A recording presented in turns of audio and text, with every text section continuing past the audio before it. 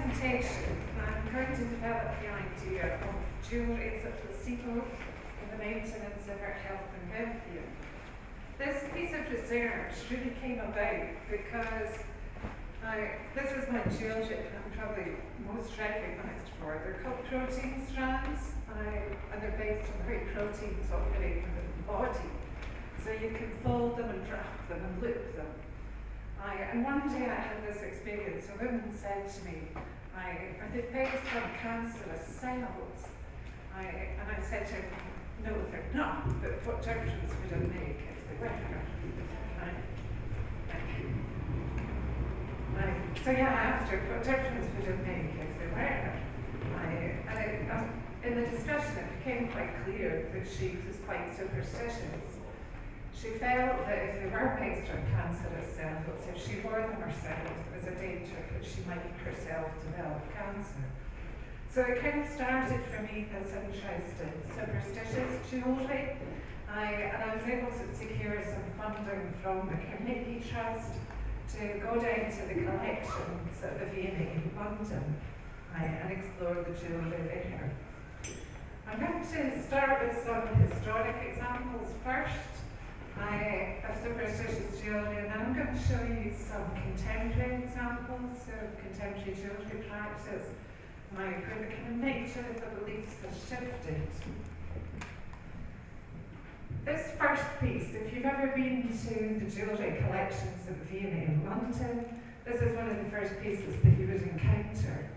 It's a prophylactic or protective pendant. The maker's unknown, but it's from about 1540, 1560. What's particularly interesting about this piece is that the backs of the gemstones have been deliberately left open rather than closed, which was typical in that period. The backs of the gemstones were left exposed to allow the medicinal or magical properties of the gems to be transmitted to the skin of the wearer. In this case, the garnet was believed to strengthen the heart and provide physical strength and good health, and this is reinforced by the inscription to ward off epilepsy. On the lower section of the pendant, there are appeals to God, Jesus, and the Virgin Mary. This stone was thought to cure throat and mouth diseases and bring happiness. Now, superstitious jewellery is also associated with key life events and key life stages, and also associated with periods of transition, where the jewellery was seen to protect the wearer on their journey through life. This German amulet, 1750 to 1800, was designed to promote fertility and also protect mother and child in labour. Now, there are 3 amulets on this ring. The bone fist with the thumb protruding between the first and second fingers is a very old symbol dating back at least to Roman times. It's found throughout Europe and is believed to protect against the evil eye. The shell in the silver section is a generic amulet worn mainly by women to promote fertility. The small filigree case with the letters SWB incorporated into the pattern is a symbol of Obergus oil.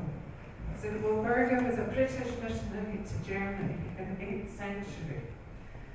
Obergus oil was apparently collected from this saint. The liquid was collected from her bones before the body was buried, and it was considered highly effective against all kinds of infections and wounds. These amulets are objects of solace and comfort. They were intended to be held, touched, and kept close to the body.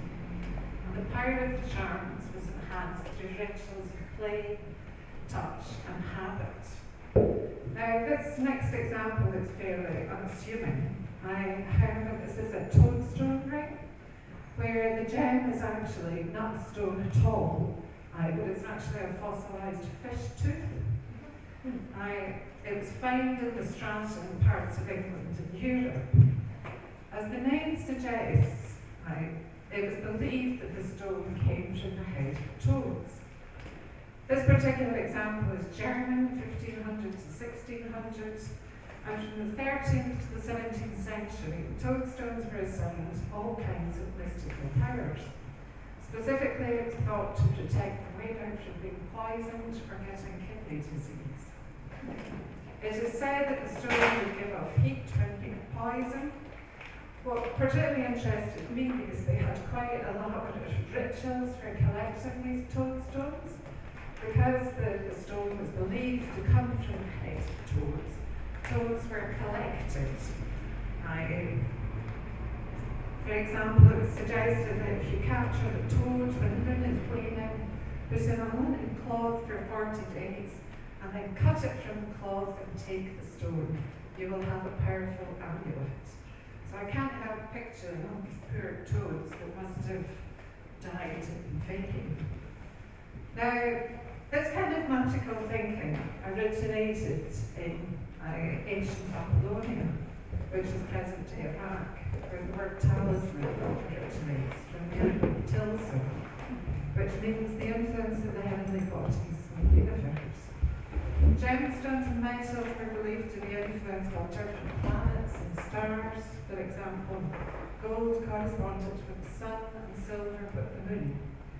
Stars were often mentioned with a stone endowing it with its power and virtue, which is sometimes stronger when that star is in the ascendant. Sometimes herbs and other substances were set beneath the stone to enhance their potency. So in this period, it was mainly beliefs in astrology, and magic, and a belief in supernatural powers that influenced the jewellery. The early Greeks were a little bit more scientific in their approach. For example, they ascribed medicinal virtues to stones because they believed them to be formed by heat and cold, acting in the elements of earth and water, and so linked them with the medicinal belief that heat and cold were powerful factors in disease. Early Greek lapidaries expressed the medicinal qualities attributed to gems. Those that could be ground to powder and so prepared as a remedy in the form of emulsions or potions, and those that couldn't be ground were often set in jewellery as amulets. During this period, during the medieval period, the Christian Church condemned the engraved astrological talisman that carried on the tradition of the medical amulet. So the Church you could say, were probably more aligned to the Greek scientific approach and the scientific lapidaries about the Greece. Today, if you do a quick search of the power of pearls, as I did, you'll find it's enough to persuade you to start wearing pearls, I would say. They do everything from boosting sexual energy, healing ear diseases, safeguarding kidneys, urinary tract system. So what you really find here is that some sites on the internet are either more aligned or related to the astrological kind of system of beliefs, others more aligned with the Greek medicinal scientific kind of family system. But a lot of websites are actually a very confusing mixture of the two. So it's also fair to say, however, that there is no clear scientific evidence in the power of these gems and materials to create such physical effects. This tradition of superstitious jewellery then is one of ideas, rather than the gems or materials displaying physical effects, but there may still, however, be value in the actual beliefs themselves. A placebo is most commonly understood as a substance, for example, a sugar pill, which has no known physical therapeutic effect, but is given to a patient to act as a control in testing new drugs. What has been discovered in this placebo effect is that it still has a beneficial effect in as much as 39% of patients. Even patients that have knowingly been given sugar pills, the placebo effect can still be witnessed. Recent medical experiments have also proven that the response to the placebo effect actually increases to 62% when the doctor treats the patient with warmth, respect and compassion. Another study demonstrated that when given a lucky bubble, the scores of golfers improved considerably. So let's look at 3 contemporary examples that demonstrate how our objects and jewellery in particular, can embody our beliefs and strengthen the social bonds and connections that are beneficial to our health. Dana Hakim is a contemporary jeweller who believes that superstition is far from extinct, perhaps because our fears have increased, she feels. She has produced a collection of modern amulets, My 4 Guardian Angels from 2011. Dana uses the names of objects connected to safety, so gas masks, light reflectors, protective materials. She takes the meaning associated with these materials and transforms them into amulets of symbolic value. Recent exhibitions such as Charmed Life, that was on show at the Wellbeing Trust in London, Charmed Life, the Solace of Objects, also address the question of our continued relationship with superstitious jewellery and objects. As part of this show, Felicity Powell produced a series of small-scale works in marks from mirrored glass. The imagery and forms that emerge relate directly to the artist's own medical condition and her desire for well-being. The exhibition publicity uses this insightful quotation from 1580. It seems that the soul loses itself in itself when shaken and disturbed, unless given something to grasp onto. And so we must always provide it with an object to put up against and to act upon.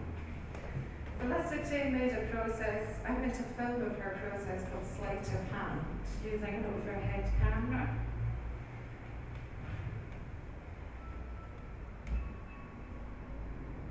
Revealing how the forms take shape. I'll just show you a minute of a clip from this.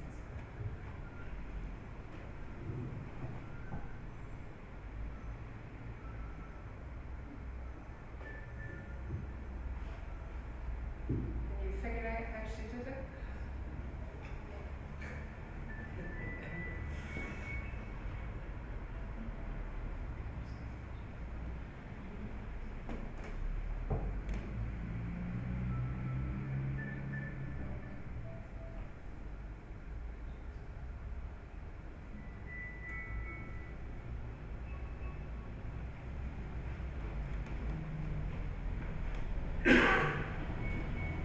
You can also see how Felicity is playing with the sense that actually making and engaging with objects is in itself quite a magical process, and rather like being under a spell. Another contemporary jewellery project, Joya Viva, is an exhibition of live jewellery. The pieces have been carefully designed and made by a new wave of jewellers from Australia and Chile, whose focus in the world is outside of the gallery. Each object functions as a witness that links people together, transforming private wishes into shared stories. This jewellery responds to the more everyday occasions when we want to give moral support to one another. The irony that the true power of objects such as charms, amulets and talismans is not based in any supernatural forces. They enable us to share what are otherwise private hopes and fears. To give someone a charm as a social contract, because you're able to invite the wearer. Did it work? Was it successful? Was it lucky for you? This approach hopefully stakes out a new space for contemporary jewellery practice as a form of social design.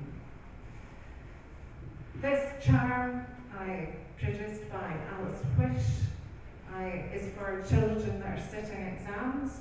To activate the pendants, the children are invited to collect sand from their favourite beach. And then a few days later, the children also choose a basic shape, a butterfly, a heart, a brain. And in due course, they receive a pendant on which the sand has been fused, forming a lovely tactile surface. These charm pendants are to be worn when studying or sitting for an exam. The charm works by calming the owner, perhaps reminding him to breathe and not to panic, to touch the charm when feeling overwhelmed, and perhaps clear thought might develop just when they thought they had nothing to write in the examination. It's the power for the child to feel cared for, resourceful and strong. This is Amelia, a young Australian woman, wearing her charm with an incredibly cute dog, as we said. This is another example from the same project. The pendant is made from riverstone, rubber and silver, and the function of the pendant is to express the desire to become pregnant. To activate it, you open the stone pendant and place a seed inside with moistened cotton and think about your wish. Once it has sprouted, you can watch your wish grow. So this is designed specifically for those who are wishing to become pregnant. So belief clearly is powerful medicine. Bruce Hood, who has recently written about the value of superstitious beliefs, suggests that having belief in objects makes it possible to experience deeper meaning in our lives, a deeper level of connection with others, as shared beliefs bind and hold people together. Whilst there is scientific evidence for the placebo effect, there appears to be a considerable overlap between belief in a placebo and superstitious belief, and the impact of both on our behaviour as human beings. While superstitious behaviours receive considerable attention in popular culture, these are generally ignored in the healthcare setting. Whether this is because they are simply unrecognised or because it is unacceptable, considered unacceptable in the zeitgeist of conventional medicine, is unknown. A greater understanding and awareness of the power of belief in objects and the ways in which they are bound up in a complex set of relationships and meanings, contributing to the scientifically proven placebo effect, therefore has the potential to renegotiate this boundary. So in conclusion, I would argue that there is still a great deal of value in jewellery that embodies these beliefs and strengthens our bonds with others for maintaining our health. Thank you very much.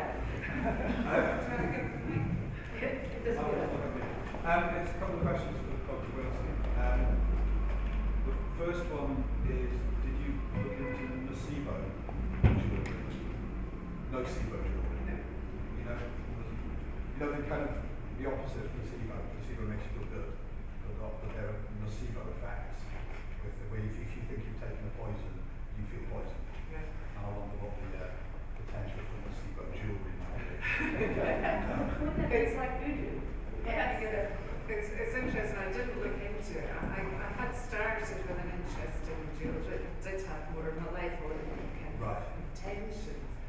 But once I started to explore the galactics of the V&A, it was clear that the emphasis was much more on well-being.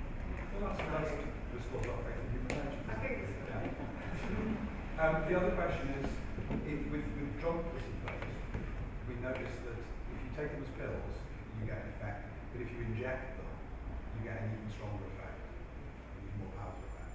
So is there any relationship between how you, the difference between just wearing a piece of jewellery or embedding it? I think potentially there is. What we haven't got at this stage is, although there's scientific evidence of the placebo effect, we haven't looked at it specifically within the context of jewellery. And what I would be really keen to do is develop a research project that does just that. Because from what little I have read, it's clear that placebo effect is more powerful in relation to particular conditions. Right.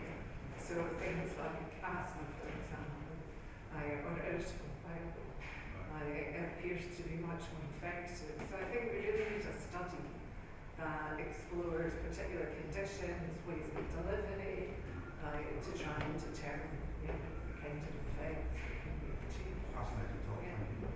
And there's also the handling of, I mean, for example, if you think of prayer beads, so you know, the counting on of beat, sort of a mantra or prayer, it's sort of like it's slowing down the heartbeat, you know, it's a very basic sort of technique to, yes, to either calm or it can go as far as entering spots. Thank you, everybody. It's probably for As and Javan more than anyone. Could you say a little bit more about the importance of the diagram for these alchemic transformations? By diagram, you're referring to the Deleuzian notion of diagram? Yes and no. I mean, As used a lot of diagrams in a presentation, and I know that you are kind of interested in the diagram and forces around that. And Javan's also kind of, there's a presence there of the diagram. So you think they are creating magic? Question mark.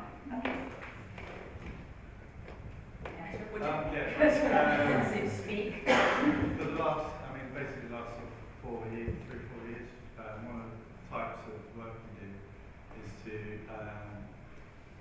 ask a host organisation to send us a diagram to kind of then interpret performance from that diagram and kind of misinterpret it as a kind of score to perform from. One thing that we used to do. They do come to that placebo effect as well, in terms of focusing us on what the intention of the performance or ritual, or how you want to see it, is by sort of focusing it visually.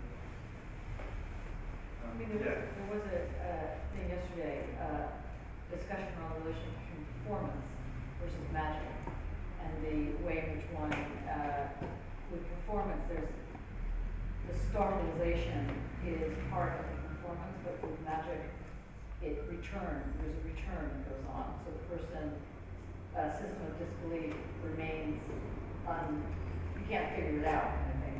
It's a different suspension of belief, which is interesting. So the idea that something is suspended, the notion of the suspense is not universal.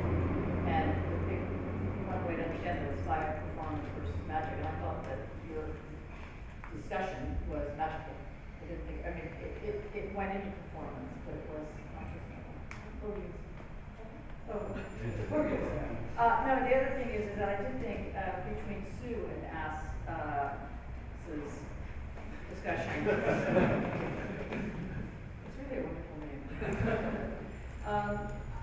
Was an interesting thing about crowd placebo, and crowd, in relation to ritual, social ritual, and in relation to magic. I think, just to be provocative, are you suggesting that it's not true? That if you keep the mandible, I think it's hilarious, and clap in the head, you have a piece, I have a piece, there is a piece. It's an interesting way of telling the truth, I am giving you back the head, just missing the jaw. But no, do you think, is anybody on this panel or in the room, does anybody think it's real? What should be motivated?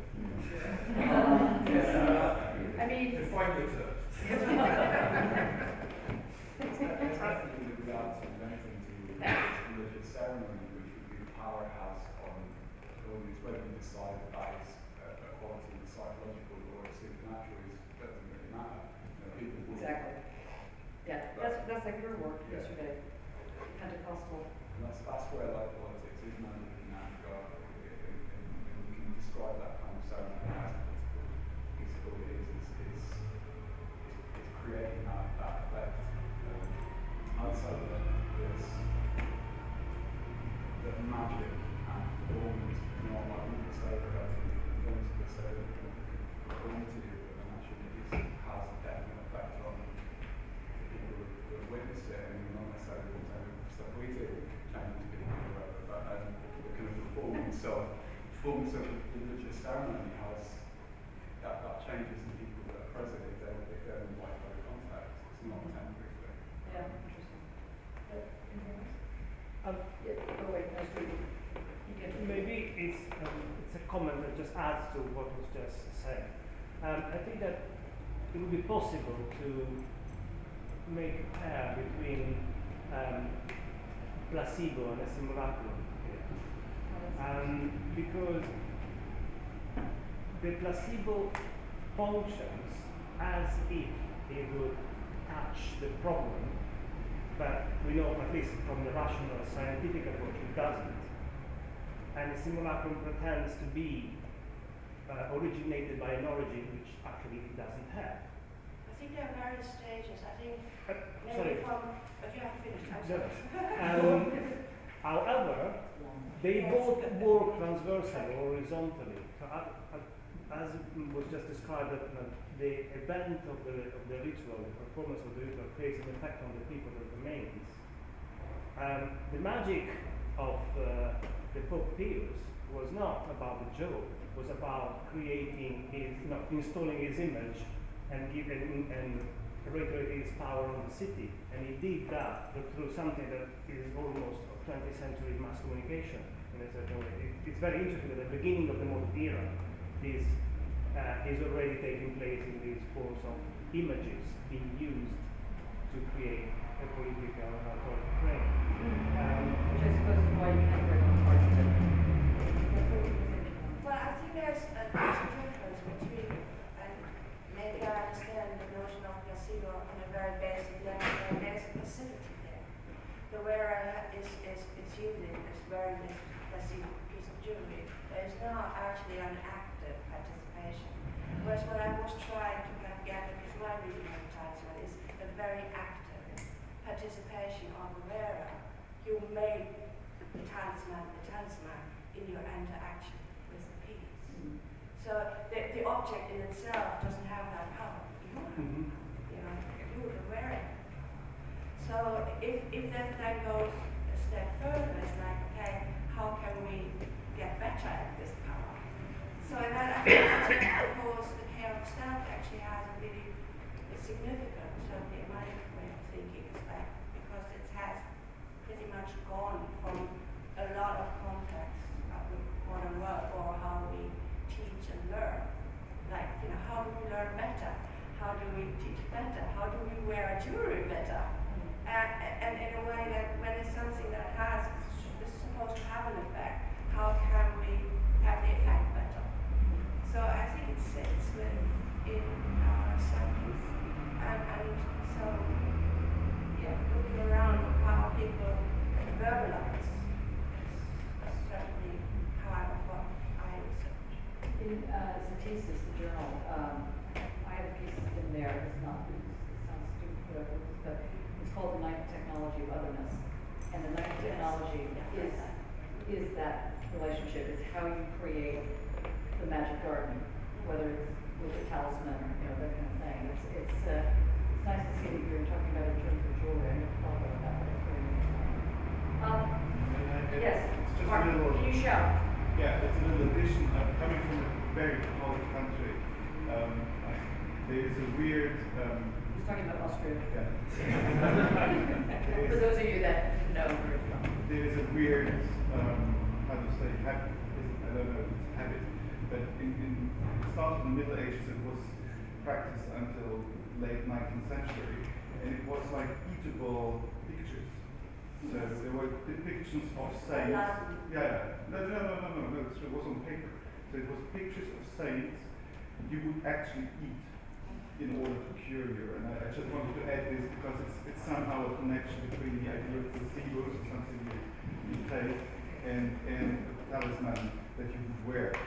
And this was very common in rural, like the farmers. They feed their sick cow and the pictures of Mary. Wait, does it? It's quite similar. You shout. It's quite similar. There is a tradition during Christmas when you have those images as well, and you share them. Yeah. I mean, the family you wish for the good health now, Maria, Jesus, Joseph, and Peter. And but you give also to an animal. Where do you come from? Poland. Oh, yeah. So when you give it to an animal, the animal is supposed to speak. So suddenly the animal becomes can talk and but it's quite interesting. That never happens. That doesn't seem to diminish the fact that people still. But you still feed it to an animal, and like wait for it to say. Last question. I just wanted to add kind of a modern example. The work of Dr. Brosh, who's a psychologist based in Bristol, I'm not sure exactly where. But he does an experiment where he hands a cardigan to the audience and asks if anybody will wear the cardigan. And he offers them £5 to wear the cardigan. And then he says that the cardigan used to belong to Fred West. I'm sure it was Bruce Hood that does Bruce that. Hood, sorry. Yeah. Yeah, he worked with them. Quite close. Yeah, Bruce Hood. And what he notices is that once they think it's from a serial killer, they won't wear it. And in fact, they don't like sitting next to people who would wear it. and he interprets that as superstition. But I'm not sure if you need to say that. You could interpret it that we just understand the power of symbols and metaphors. What I mean is, I don't have to believe that there's malevolent power in that cardigan in order to be disturbed by the fact that he's willing to wear it. It could just be a psychology thing rather than. Okay, thank you. So we're going to meet in the cauldron in about 4 minutes. Time's up. I'll show you.